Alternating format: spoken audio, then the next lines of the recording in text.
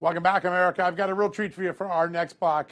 He's one of the most influential voices in Congress when it comes to intelligence, security, and foreign policy. He represents the great people of Arkansas, but he's also the chairman of the House Permanent Select Committee on Intelligence. And earlier this year, he gave us some of the most explosive documents that help us understand how weaponized the intelligence community was during the Obama-Biden years. He is Intelligence Committee Chairman Rick Crawford. Mr. Chairman, good to have you on the show again. You bet. Good to be with you.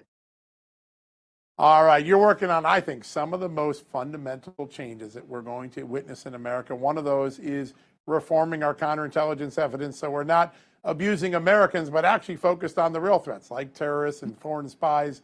Tell us what's key to the effort and what you're working on right now.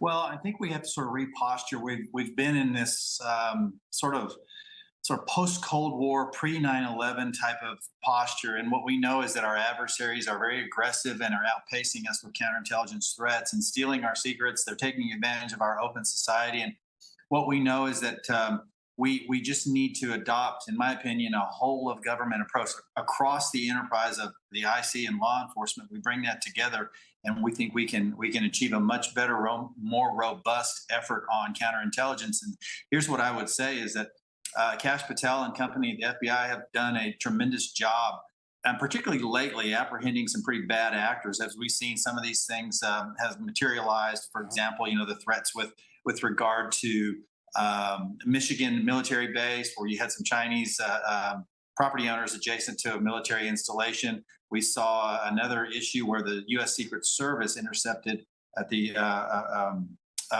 attempt to hack phone systems at the UN General Assembly. And there's a whole host of other issues where the FBI has really stepped up and made those apprehensions. But where we think we can help that is in the non-apprehension, the non-arrest state of counterintelligence. That is, sometimes we have agencies that are really, really good at counterintelligence. They don't have necessarily the law enforcement authority, but they're really good at exploiting networks and maybe even turning some assets, maybe doing some better work that helps protect Americans, American assets, military secrets, things of this nature, and also gives us a better insight into how those nations are positioned here at home. And that might not necessarily end up in an arrest. It might help us to exploit an existing network and give us better insights into, say, for example, China or Russia that are operating here really with impunity because of our open society. They use that against us. And so what we're proposing is that we augment the FBI and increase their bandwidth to address these counterintelligence threats. We think that's a really good way to help shore up one of the biggest vulnerabilities that we have, and it is really the result of our free and open society. And you have countries like China and Russia and Iran and others that are really good at exploiting that and turning it against us. Yeah. And more, I've covered the intelligence community for about 35 years as a journalist. In the last year or two, I've heard so much more concern that there are domestic interests here, and they play out with protests and activities, but they may have an increasing alliance with our enemies overseas. Are you seeing more Iran, China, Venezuela, Russia, and bad actors like that, North Korea, engaging with American assets and trying to use them as proxies on our soil? Yeah, I think there is a whole network of both state and non-state actors that bring that to bear here in the United States. That is to exploit any kind of political divide that might exist or schisms that may exist in even within a political party. So they kind of help sow discord. We've seen malign influence from state actors that include China and Russia and Iran. But then there's also the non-state actor that can be doing the bidding of a nation state. For example, what if you had, let's say Russia was essentially paying for cyber attacks against certain targets, or that China might be doing the same thing. China might be mobilizing diaspora that lives here in the United States, maybe United States citizens, but they have this underlying allegiance to the mother country, and China seeks to exploit that. We need to know about it. We need to be in a position to intercept those kinds of things and protect our citizens here at home. And we can broaden our scope and bring in a lot of expertise that provides a good level of augmentation to what the FBI is already doing. Some of these lights were blinking red for a long time, but the Biden administration really turned a blind eye to it. And a lot of people say to me today, we were, when President Trump took over in January, we were very close to being blind to a 9/11 scale sort of intelligence failure. Were we that close, and are we tightening the gaps quickly with the changes that people like Kash Patel and John Ratcliffe and Pam Bondi are making? Yeah, I couldn't speculate on how close we are to a 9/11 type incident because honestly, I don't know what the next 9/11 looks like. I'm concerned about that because I can't. What we saw with 9/11 was essentially a failure of imagination. Who would have ever thought that people would fly planes into buildings and kill, somewhere in the neighborhood of 3,000 people? Who would have ever thought that? We weren't thinking like that. And so we've got to sort of retrain ourselves and ask the questions, what would we do if we had all these resources at our disposal and we wanted to potentially take down a nation or even to degrade a nation to a point that we elevate ourselves to a preeminent status economically, militarily, politically, whatever, what would we do? I don't think we're asking all the questions that we should, and I don't think we're getting the answers because the appropriate questions aren't being asked. And so I think we need to be careful that we don't lapse into a pre-9/11 state of malaise, that we're always vigilant, hyper vigilant to threats, and red teaming ourselves constantly with the most creative thinkers we can to really challenge our national security experts on what we need to do to protect the American people. Yeah, thinking as big as our enemies are probably thinking. That's an important mindset to keep forefront. We have a lot of concern about Venezuela. People are seeing the boats being blown out of the water. That's clearly a form of chemical warfare. Those drugs come in to target, kill our people.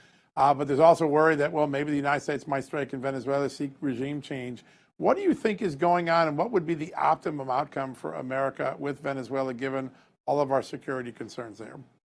Well, I think there are two things to consider here with regard to these strikes on the Venezuelan boats. I mean, we're going to call them Venezuelan boats for the sake of argument. That's where they depart from. Right. So we're going to say these are Venezuelan boats. But what we know is that Maduro and his regime, through various affiliations with cartels, are allowing for the trafficking of narcotics on their way to the United States. So the president is taking action to prevent that. So drug interdiction on the high seas. We've done this for years. We're doing it in a different way. But the other deal that I think is important to note is the positioning of a carrier strike group. And you go, well, is that overkill? Well, we're in the Caribbean basin now with the Ford strike carrier strike group. And a lot of people might say, well, that's just too much. We're only dealing with cartels. We're dealing with more than that because for the last 20 plus years, we have essentially vacated our neighborhood because we've gone to fight the global war on terror and we left our neighborhood unguarded. And when we did that, we allowed countries like China and Russia and even Iran an entree into our hemisphere in ways that they've carved out niches that have made conditions more favorable for cartels. So when you see these nefarious actors, there's invariably overlap there. And so the president is taking the step of a proactive approach to how we interdict on the high seas, number one. Number two, he's doing it in a way that sends a strong message to nations like China, Russia, Iran, and others that we have the capability to guard our hemisphere. We're going to do that. We're engaging with our allies in the region, most notably right now, the CARICOM regions, that is the Caribbean community, but also Central and South American allies that recognize that China is not good for them, the cartels are not good for them, and the American people and the president is saying, we're back. We have recognized that we have left our neighborhood unguarded. We're here to work with you, this whole of hemisphere approach to secure our neighborhood. In that hemisphere, we have a little bit of worry about the election in Honduras, who's been a pretty reliable ally the last decade or two, but we have to keep a close eye. Is there worry about how that election might turn out? Yeah, I've got some concerns about the current president there. One of the things that troubled me the most was the anti-American rhetoric in the walk-up to her election 4 years ago. And then some of the statements she made immediately after Donald Trump was elected that, we were going to expel the military. They were going to expel the military out of Honduras. And that's our biggest presence in Central America, our biggest military presence there. And that kind of rhetoric was troubling. But now we're seeing the candidate from her party essentially saying the same thing. They're avowed socialists. One of the first things that President Castro did was to change course with their relationship with Taiwan. They expelled the Taiwanese diplomats in favor of recognizing China. That was a departure from what we had before. It's inconsistent with our other really good allies in the hemisphere and in their neighboring countries of Guatemala and El Salvador. And so we have some real problems with that. The anti-American rhetoric that emanates from that party, and then also some of the concerns that we have with regard to the conduct of the election itself, and making sure that we don't end up in another situation where we have another Maduro type scenario on our hands, and particularly in such close proximity to the United States and adjacent to our allies, Guatemala and El Salvador. So important. Real quickly, sir, we just got 30 seconds left. You voted for the Epstein release files. You've been a tremendous voice for transparency on intelligence matters. Is there anything that this vote will do to give us any insight into what the CIA or other intel agencies might have known about Jeffrey Epstein? Well, we hope so. We've made that request ourselves, and I want to make sure that the American people know that we are here to oversee on their behalf and make sure that nothing like that is out there. And if there is, it's certainly our job to make sure that it sees the light of day and let the American people know what's taking place there. Pretty important, and I know you'll get to the bottom of it because you have a record of doing so. Mr. Chairman, such a great honor to have you on the show today. Thanks for joining us. Yes, sir. Thank you. Yeah, great stuff. Folks, take all the good work that the House Intelligence Committee is doing. It's in great hands right now, doing really important work. All right, we're going to take a quick break. When we come back, we're going to take a closer look at the phenomenon of people fleeing blue states for red states. Why not? The economies are better there. It's pretty simple. One of those states, Tennessee. We're going to talk about that when we come back right after these messages.